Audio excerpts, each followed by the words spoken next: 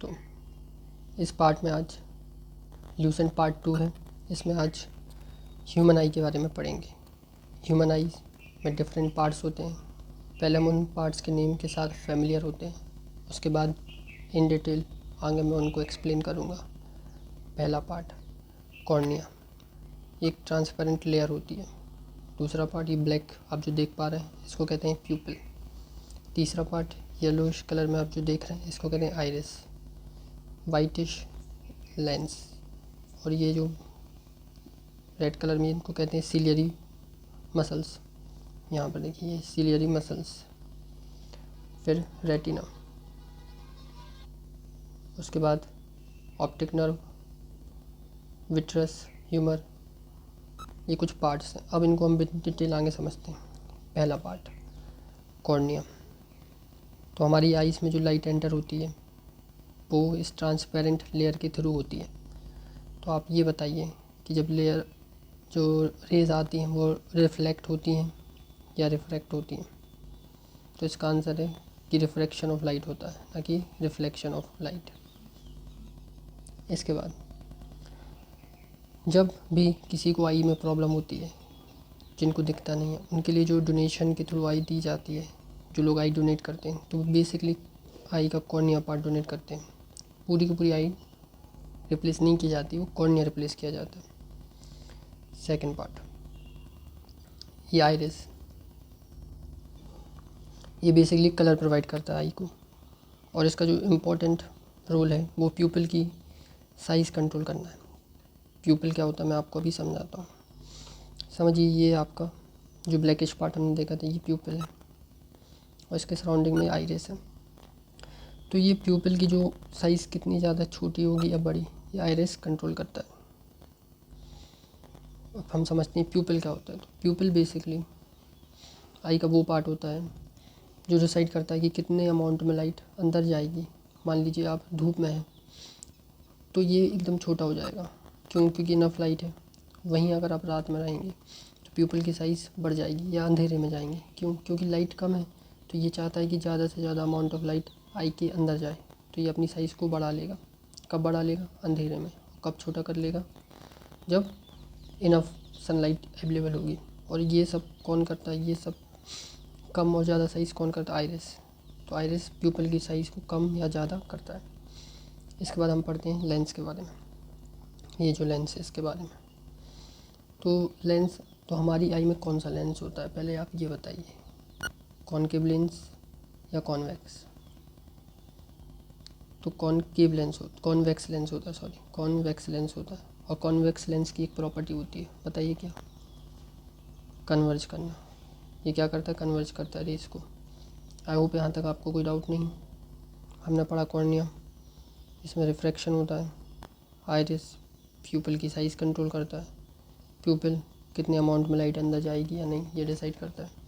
Lens, तो हमारी आँख में कौन सा लेंस है? कॉन्वेक्स लेंस है। ये क्या करता है? कन्वर्ज करता है। अब ये कन्वर्ज करके जो लेंस इमेज कहाँ बनाता है? तो ये बनाता है रेटिना पे। किस पार्ट? अच्छा ये पूछा जाता है एग्ज़ाम में कि आपके आँख के किस पार्ट पे इमेज बनती है? तो रेटिना पार्ट पे। तो इमेज कैसी बनती है? इमेज बनती है रियल रेटिना से। बस याद रखने के लिए रियल और इन्वर्टेड। इन्वर्टेड मतलब टेढ़ी, उल्टी, लेकिन हमको तो हर ऑब्जेक्ट सीधा दिखता है। इसमें क्या होता है, जो ब्रेन है वो इमेज को प्रोसेस करता है। कैसे?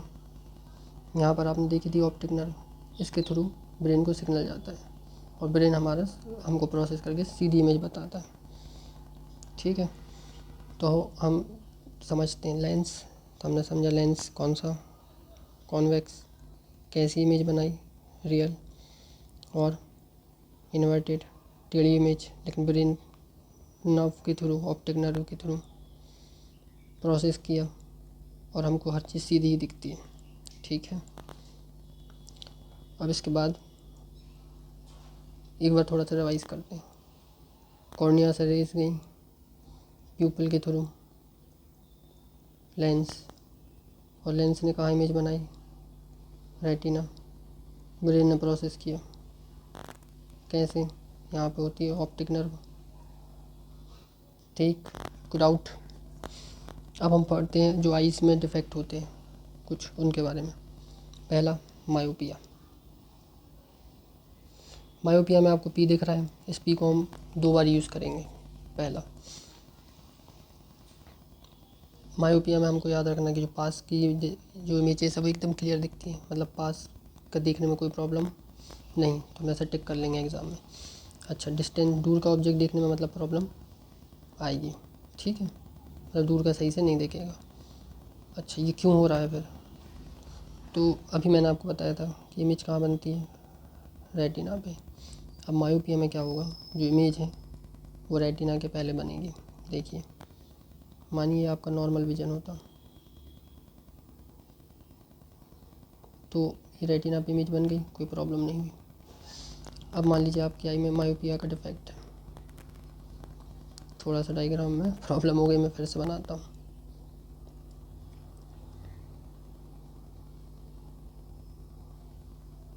ये देखिए, ये जो रेस गई ये पहले ही कन्वर्ज हो गई, मतलब रेटिना से पहले, तो इसका पी का हम फिर से यूज़ करेंगे पहले।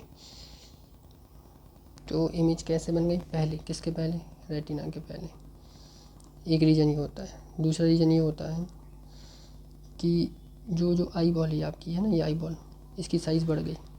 मान लीजिए इसकी साइज़ बढ़ गई तो ये बड़ी हो गई इसकी साइज़, तो इमेज पहले बनने लगी।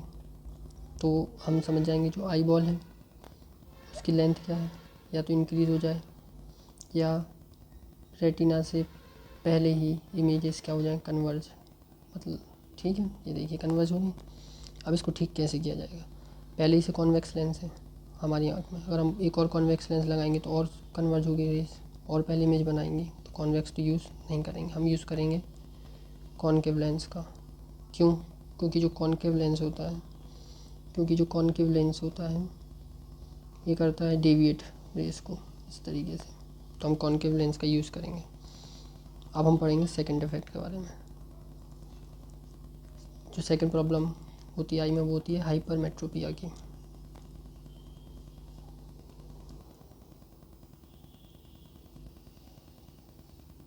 इसमें क्या होता है कि हमको जो दूर है वो एकदम क्लियर दिखता है और जो पास का है वो क्लियर नहीं दिखता है।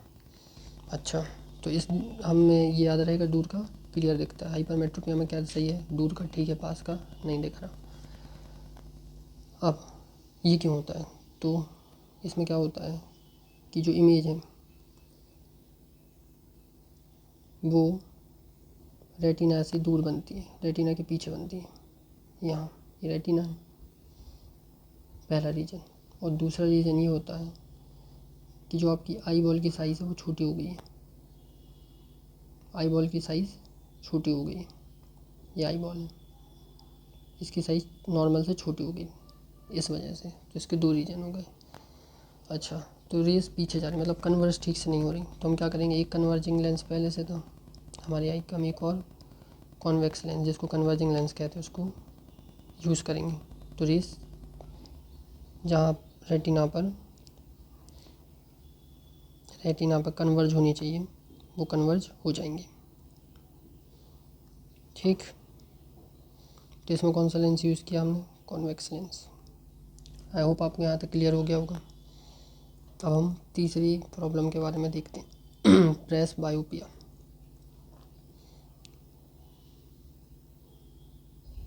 तो ये एज रिलेटेड प्रॉब्लम होते हैं, तो मतलब जब एज बढ़ जाती है बूढ़े लोगों में, ओल्ड लोगों में ये प्रॉब्लम आने लगती है। इसमें क्या होता है, दूर का पास का देखने में प्रॉब्लम होने लगती है, ठीक है। तो इसको किस तरीके से ठीक किया जाता है, जैसे मानिए आपका लेंस का पार्ट है तो दूर का ठीक करना है मान लीजिए, तो और यहाँ पर पास का।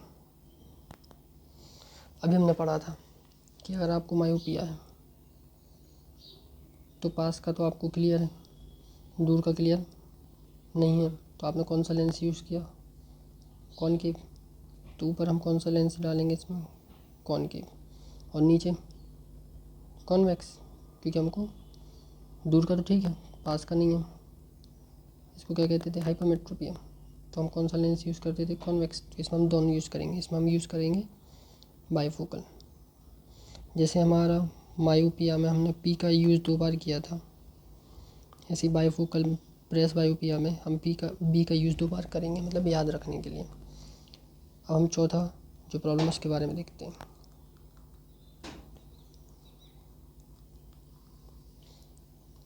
चौथी प्रॉब्लम एस्टिग्मेटिज्म। इसमें क्या होता है बेसिकली, इसमें कॉर्निया में प्रॉब्लम होती है और जो कॉर्निया का कर्वेचर होता है वो ठीक से नहीं कर पाता बेंड चीज़ें, तो इसलिए इसमें क्या होता है, जो एक डायरेक्शन में चीज़ें ठीक से नहीं दिखती हैं, ठीक है, जैसे सिग्नल्स हैं या वर्ड्स हैं इधर उधर दिखना। तो इसको ठीक कैसे किया जाता है, तो इसमें हम क्या करते हैं, सिलेंड्रिकल लेंस का यूज़ करते हैं। सिलेंड्रिकल लेंस का यूज़ करते हैं। आई होप आपको यहाँ तक सारा कुछ क्लियर हो गया होगा। हमने क्या एक बार थोड़ा हम रिवाइज़ कर लें क्या, बताइए। मायोपिया, पहला पी, पास का ठीक है, दूर का ठीक से नहीं दिख रहा, इमेज पहले बन रही। हाइपरमेट्रोपिया, पास का ठीक नहीं है, दूर का ठीक से दिख रहा है। प्रेस बायोपिया,